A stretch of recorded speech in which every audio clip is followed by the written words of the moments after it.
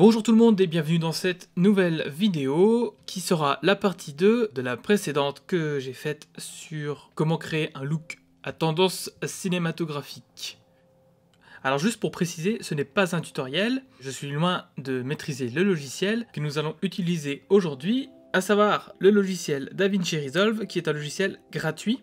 J'ai la version payante, donc il y a quelques options qui ne sont pas disponibles sur la version gratuite, notamment tout ce qui va être maîtrise du grain et de la réduction de bruit.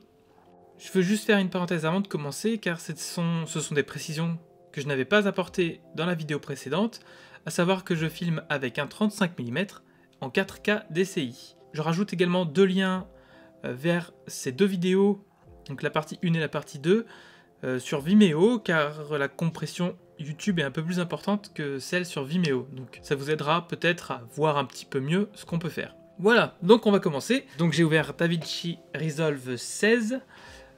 Donc là, on voit de quoi on part. Donc c'est la version F-Log, donc c'est le log de Fujifilm.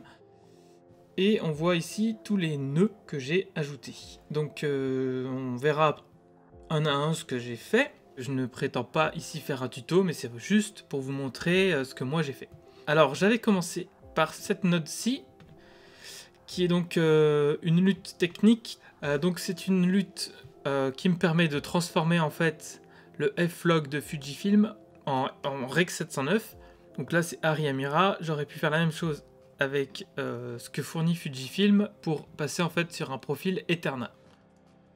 Alors la lutte en fait c'est une lutte sur mesure, je vous mettrai un lien dans la description de où je l'ai trouvé. En fait ça permet avec n'importe quelle caméra de retrouver un profil d'image de n'importe quelle autre caméra. Donc on peut retrouver en fait, on peut transformer entre guillemets le profil coloré en gros de n'importe quelle caméra, que ce soit des Sony, Fujifilm ou n'importe quoi d'autre, en RED, en Arri ou en Sony, bref, voilà quoi, et je trouve que ça marche plutôt bien. Ensuite, donc là, on peut voir que tout devient sous-exposé, donc j'ai fait une nouvelle node avant, qui sera une node d'ajustement pour retrouver un petit peu de détails dans les noirs. La toute première node que j'ai créée, je vous expliquerai après, mais enfin non, je vais vous le dire maintenant, voilà, c'est une node de réduction de bruit. Donc quand on zoome dans l'image, on voit avant, après. Donc ça, on le retrouve ici. Le bruit, en fait, je vais rajouter du grain à la fin, comme vous pouvez le voir ici. Voilà, parce que là, évidemment, c'est beaucoup trop lisse, c'est pas super sympa, c'est pas super esthétique. Alors, voilà. Donc ici, réduction de bruit. Voilà mes réglages. Donc j'ai changé surtout ça, que j'ai mis à 7. Et ici à 6, 8. Je vous avoue que ça, je l'ai pris sur un tuto de Wakaz Kazi, qui fait pas mal de tutos sur DaVinci Resolve et que je trouve vraiment chouette. Donc voilà, tout ça, c'est des petits secrets qu'ils nous donnent et qui sont vraiment sympas. Je vais la remettre plus tard quand on s'occupera des skin tones, donc dans pas très longtemps. J'ai rajouté deux nodes en layer node, donc des nodes de calque. Le premier, en fait, qui va gérer l'arrière-plan, et le second qui va gérer la couleur de la peau. Alors, c'est là que ça va être intéressant. On va sélectionner uniquement la peau sur ce node-là. Et c'est là qu'on va voir pourquoi la réduction de bruit est intéressant. Comme vous pouvez le voir, là on a pas mal de black blocks, et en fait, en faisant la réduction de bruit, vous voyez la grosse différence, il va récupérer en fait bien plus de petits détails qui sont un peu cachés.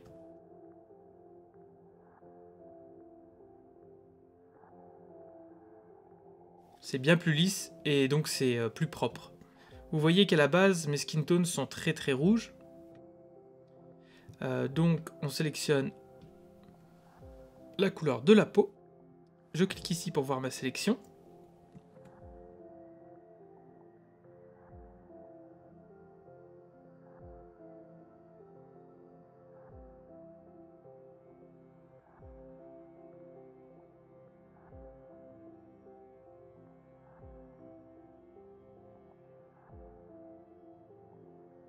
Ensuite ici je vais voir mes vector scopes.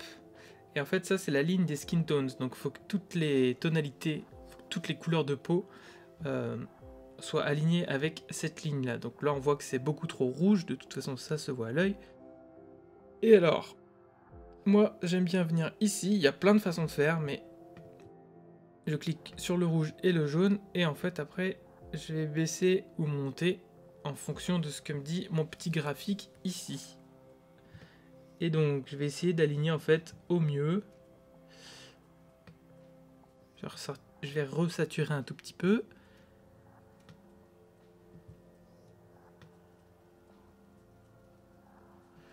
Ok. On revient ici. On voit la couleur de peau avant, après. Ce que j'ai fait aussi, il me semble que j'ai fait une sélection pour avoir également les mains. Parce que les mains, en fait, elles réfléchissent vachement à la couleur de la table qui est rouge. Et donc, elles sont très très rouges. Donc j'ai également fait ça sur les mains. Pourquoi j'ai fait une sélection? Parce que simplement, ça prenait d'autres choses que j'avais pas envie. D'autres zones qui sont rouges et je voulais pas que ça prenne d'autres zones qui sont rouges. Je voulais vraiment que ça reste sur la peau.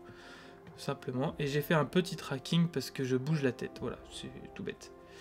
Sur le background, sur l'arrière-plan, j'ai fait des petites modifs. Juste en fait, j'ai mis un peu plus de vert dans mes teintes. Voilà, c'est tout ce que j'ai fait.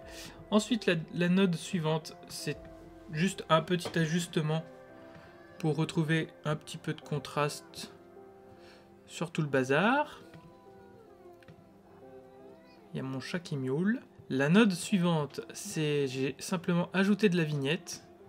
Attends, voilà, pour mieux qu'on voit.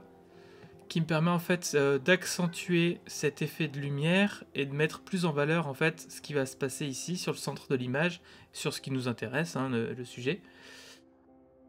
Enfin, un petit peu de netteté. Donc ça, c'est aussi ma petite botte secrète. Bon, j'ai rien inventé une fois de plus. Hein. Qu'est-ce qui se passe? La netteté. Donc c'est ici la netteté. Voilà, regardez, plus on met le curseur en bas, plus c'est net. Donc faut pas en abuser, hein. On voit que c'est vite dégueulasse. Donc en général, on reste entre 46 et 47. C'est très bien. Et j'ai également ajouté un effet de flou gaussien. Pourquoi? Regardez, avec et sans. Donc sans, c'est un peu plus net. Avec, on revient en fait sur quelque chose d'un petit peu plus lisse, d'effet un peu... c'est comme si on mettait en fait un filtre, un Pro Mist filter, et j'aime beaucoup ça. J'en mets très peu pour pas abuser sur l'effet. Et voilà ce que ça rend au final. C'est à la fois plus net et à la fois plus doux. Ensuite, là, j'ai noté ça Blacks. J'aurais dû noter ça Shadows. Qu'est-ce que c'est? Ça, c'est également un petit secret que j'ai trouvé. Ça permet en fait de désaturer toutes mes ombres. En fait, ça, bon, bah, c'est vraiment léger, hein, mais ça se ressent et je trouve que ça donne un look un peu plus pro. Vous voyez ici, là on a quelque chose de gris, et là on a quelque chose de légèrement vert. Voilà, donc ça fait un tout petit quelque chose en plus. Et enfin, je remets du grain. Donc le grain, j'ai utilisé le 35 mm 400T. On peut en exagérer, ça j'adore. Bon après c'est vite crade, donc j'en mets pas trop. Avant, donc là c'est lisse. Et après. Voilà, on retrouve du grain. Donc sur une image entière, avant, après.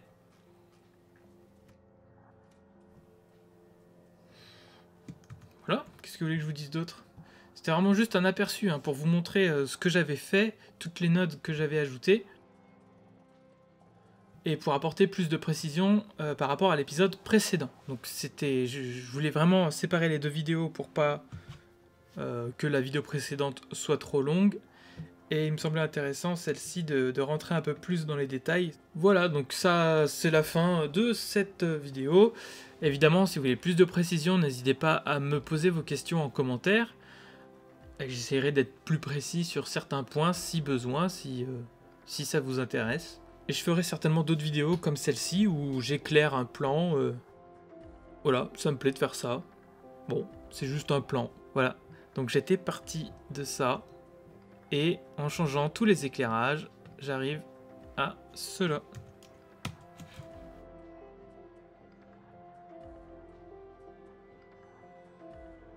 C'est donc la fin de cette vidéo, merci d'avoir regardé et n'hésitez pas à me laisser vos commentaires, à vous abonner, à mettre le petit pouce qui va bien, et je vous dis à très bientôt pour d'autres vidéos. Salut!